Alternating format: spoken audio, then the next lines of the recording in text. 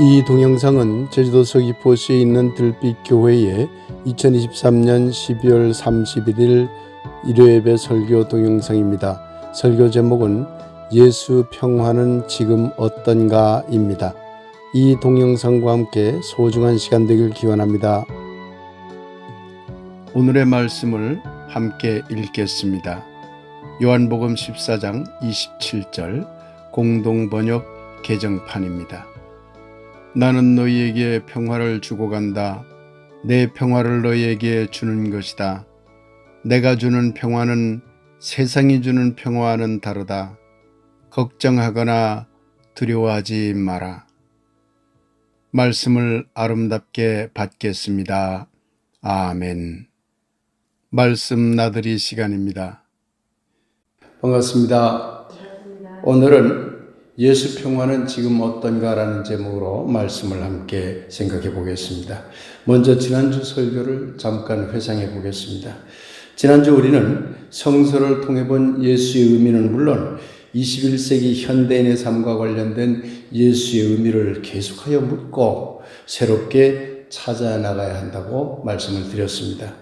오늘은 성서를 통해 본 예수의 의미 찾기 중에서 예수가 말했던 평화에 대해 생각해 보려고 합니다. 오늘 본문인 요한복음에 보면 예수님은 자신의 평화는 곧 예수님의 평화는 당시 세상의 평화와 다르다고 강조하고 있습니다. 따라서 예수님의 평화를 제대로 이해하려면 1세기 당시 곧 예수님이 살았던 1세기 당시 지중해 연안에 퍼져 있던 세상의 평화가 어떤 의미였는지를 이해하는 것이 중요합니다. 1세기에 지중해 연안의 평화를 흔히 팍스 로마나라고 합니다. 예수님이 활동했던 그 당시에도 평화라는 말은 널리 쓰였습니다.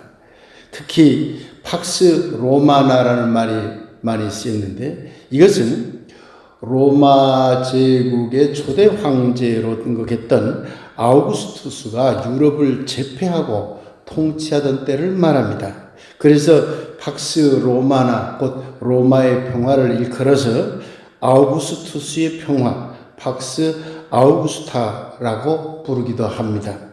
대체로 이때는 예수님이 태어나기 전 한 27년 전부터 그리고 예수님이 돌아가신 후에 AD 180년까지 이어지는 한 200년간의 기간을 말합니다.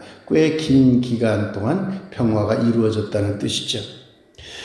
예수님이 활동했고 초기 기독교인들이 활동했던 예수님 제자들이 활동하고 초기 기독교인들이 활동했던 시기와 딱 겹치는 시기입니다.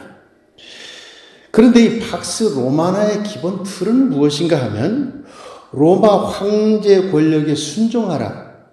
그러면 먹고 살기는 해주겠다라는 것이었습니다. 로마 황제 권력에 정치적 권력, 군사적 권력에 물리적인 권력에 도전하지 말라고 하는 것이었죠. 도전하면 깡그리 박살내겠다고 하는 그것이 전제되어 있는 평화입니다. 이런 평화를 진정한 평화라고 하기는 어려울 것입니다. 예수님의 평화는 무엇이 다른가요? 오늘 본문을 보면 예수님이 자기가 말하는 평화는 세상의 평화와 다르다고 강조하였는데 그 말 이후에 걱정하거나 두려워하지 말라라는 말을 덧붙이고 있음을 알 수가 있습니다. 이 말은 세상의 평화, 곧 당시 팍스 로마나와 다른 예수의 평화를 말하고 실천하려면 걱정과 두려움을 이겨내는 용기가 필요하다는 것을 역설적으로 말해주고 있다고 할 수 있는 것이죠. 과연 예수님의 평화는 당시 세상의 평화였던 팍스 로마나와 무엇이 다를까요? 예수님은 로마 정치 권력에 대한 순종, 말이 좋아서 순종이지 따지고 보면 굴종이나 맹종과 같은 그런 굴욕적인 순종을 거부하였습니다. 그래서 누가복음 12장 51절에 보면 예수님은 내가 이 세상을 평화롭게 하려고 온 줄 아느냐? 아니다. 사실은 분열을 일으키러 왔다. 라고 말했습니다. 팍스 로마나와 같은 거짓 평화와 싸우러 왔다는 말이지. 마태복음 병행구절에 보면 평화를 주러 온 것이 아니라 칼을 주러 왔다고 한 것도 같은 맥락의 말입니다. 거짓 평화를 강요하는 모든 독재 권력과의 싸움은 매우 걱정스러운 일이며 두려운 일이기도 합니다. 그러나 예수님은 진정한 평화는 독재 권력에 굴종하면서 떡고물 얻어먹고 살아가는 것이 아니라 온전한 자유를 통하여 함께 어울리며 살아가는 것으로 본 것입니다. 그래서 예수님 평화의 조건은 두 가지로 요약이 됩니다. 첫째는 그 어떤 억압이나 굴종이 없이 자유로운 상태가 전제되어야 한다는 점입니다. 둘째는 그러면서도 동시에 서로 다른 존재들이 서로를 배려하며 함께 어울려 살아가야 한다는 점입니다. 우리는 흔히 평화라고 하면 두 번째 것으로 생각하기 쉽습니다. 서로를 배려하고 함께 어울려서 아름답게 살아가는 것이 평화가 아닐까 그렇게 생각하기 쉽습니다. 그러나 첫 번째 조건이 충족되지 않은 두 번째 조건은 가짜 평화가 되는 것입니다. 첫 번째 조건이 충족되지 아니하면 서로 배려하고 함께 살아가는 것처럼 보이는 모든 삶이 따지고 보면 굴종과 억압 속에서 살아가는 비참한 삶이 되기 때문인 것이죠.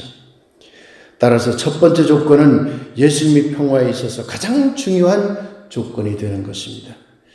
그렇기 때문에 억압과 굴종을 강요하는 그 어떤 독재 권력에 대해서도 당당히 대항하여 분쟁하는 것, 심지어 칼을 휘두르는 싸움을 하면서까지 그런 독재 권력을 무너뜨리지 않고서는 진정한 평화를 이루기 어렵다고 본 것이 예수님의 평화입니다. 지금 한국의 평화는 어떤 상태일까요? 과거 우리나라의 평화는 팍스 로마나에 아주 가깝다고 할 수 있습니다. 독재 정권에 도전하지 말라. 그러면 잘 살게 해주겠다는 시기였기 때문입니다.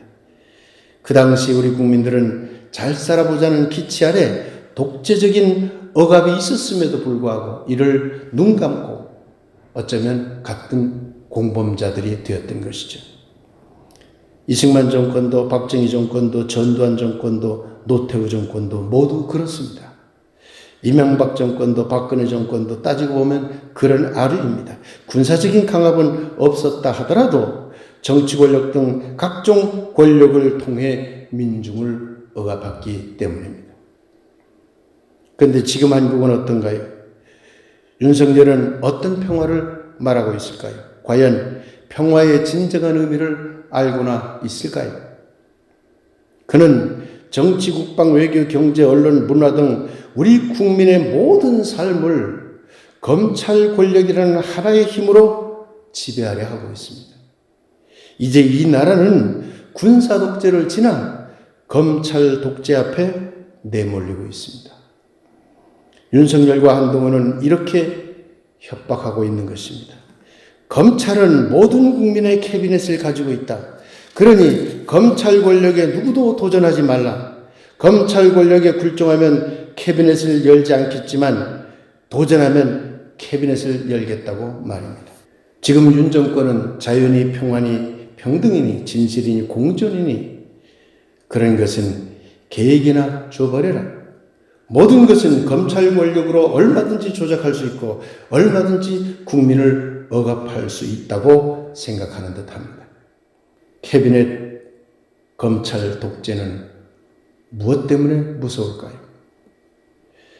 개인만이 알 수 있는 것들, 곧 개인적인 캐비넷을 무지막지한 검찰 권력이 마음대로 열 수 있다는 공포심을 검찰 권력은 조장합니다.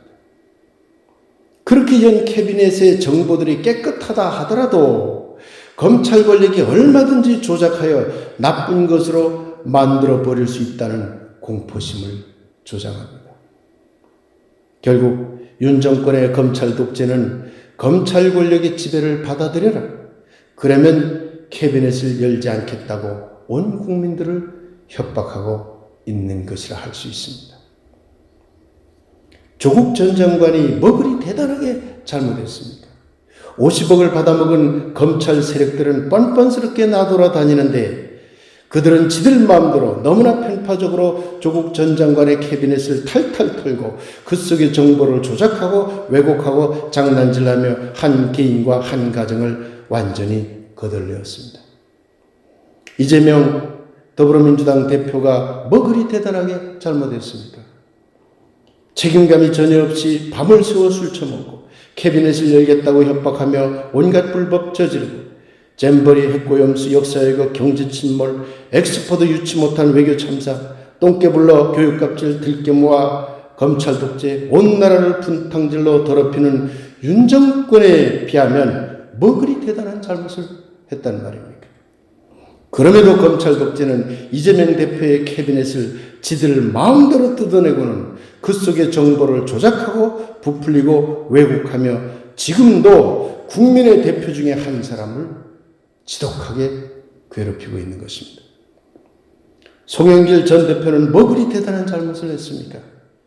자기 스스로 핸드폰 비밀번호를 열지 않으려고 길을 쓰며 자기가 저지른 범죄들을 숨기려는 한동훈에 비하면 주가 조작, 양평 고속도로 협박, 디올 명품백 뇌물, 온갖 권력을 남용하는 건이라는 여자에 비하면 뭐 대단한 잘못을 했다고 그리 야단입니까?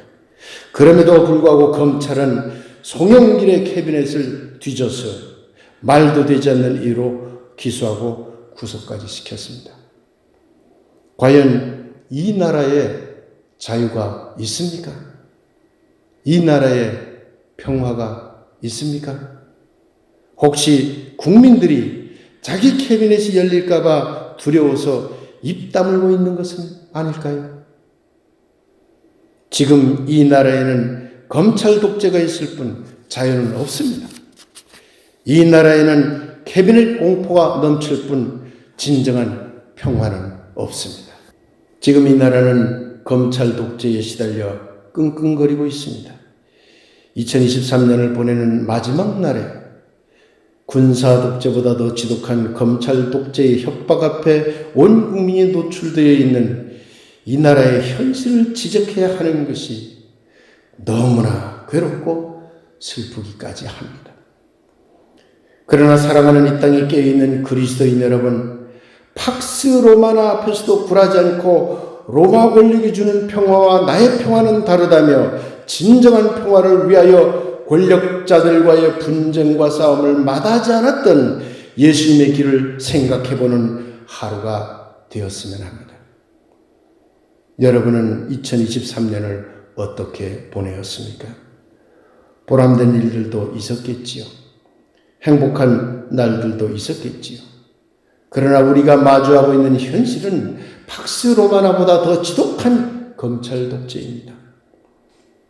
하지만 검찰 독재의 현실을 직시하면서도 걱정하거나 무서워하지 말라고 한 예수님의 말씀을 기억합시다. 2024년도에는 마침내 검찰 독재를 몰아내어 정말 새롭게 예수님의 평화를 이루는 한 해가 되도록 힘을 모아 나갑시다. 무거운 2023년, 그래서 무겁게 2023년을 진단할 수밖에 없는 2023년 12월 31일. 그러나 사랑하는 여러분, 오늘 우리는 나 예수의 평화는 독재적 권력에 굴종하는 평화가 아니다 라고 외치는 예수님의 목소리를 한 번 더 들을 수 있었으면 합니다. 그래서 걱정과 두려움이라는 검은 그림자가 두려운 2023년을 걷어내고 검찰 독재 권력과의 싸움에서 승리하여 진정한 의미의 예수님의 평화를 이 땅에 실현하는 2024년 새해를 맞이하게 되시길 예수님 이름으로 간절히 소망하며 축복합니다. 아멘. 예수의 평화라는 주제로 말씀 묵상을 드리겠습니다.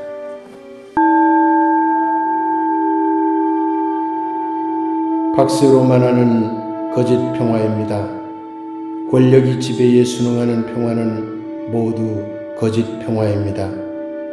하늘이시여, 2023년 한국 땅에는 검찰 권력이라는 괴물이 나타나 온 나라의 자유와 평등과 평화를 짓밟고 있습니다.